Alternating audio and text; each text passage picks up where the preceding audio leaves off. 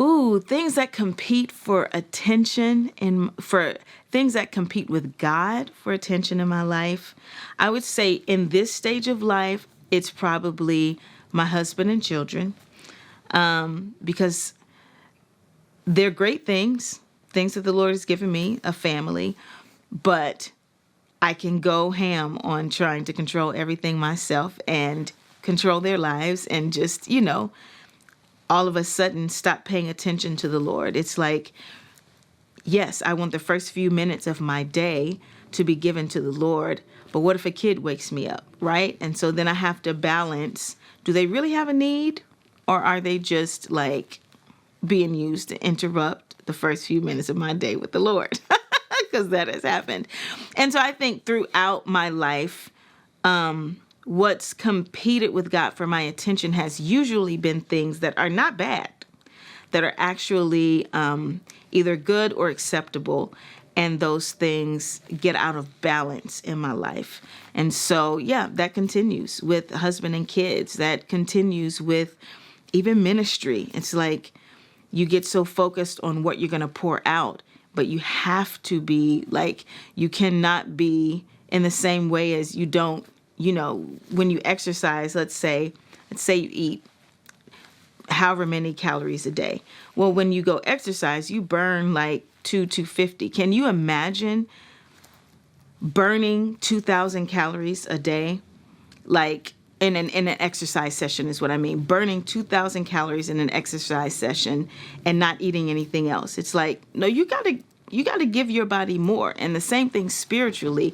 I cannot be pouring out exactly what I put in. Like I need to have stored up time with the Lord so that I can pour out. So ministry's been another one. And so it's just things that are good and acceptable tend to try to compete with the Lord, because even they can become little idols on the shelf.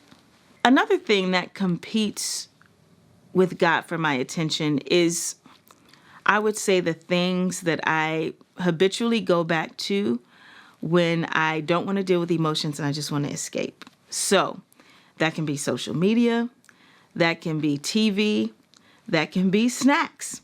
I mean, things like that, where as I have gotten older, I've learned, oh, Janice, you do certain things when you feel certain ways. If I'm feeling sad, and I don't want to delve into that, and I don't want to take that to the Lord, I might go scroll on social media.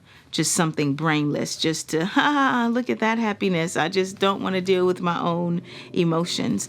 And what I should be doing instead every time is to take those emotions to the Lord and say, Lord, I'm feeling sad today, and I need your help with this. I'm grieving this. I'm grateful for this, and I'm grieving this. And what we find in Ephesians is that that's when we get peace. It's miraculous when we don't have to be anxious for anything. We don't have to be worried about anything, but actually we can, with thanksgiving, make our requests known to God.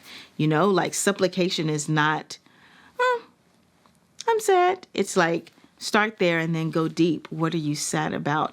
And give God your emotions like a counselor, because he is a wonderful counselor. And then I find that I don't run to those things that would compete with him in those moments for being my Lord and for being my rescuer and redeemer and counselor. Because social media can't really be a counselor, not like God. So that's another thing. TV is another one. So many things to see on TV, so much time to waste. You get the drift.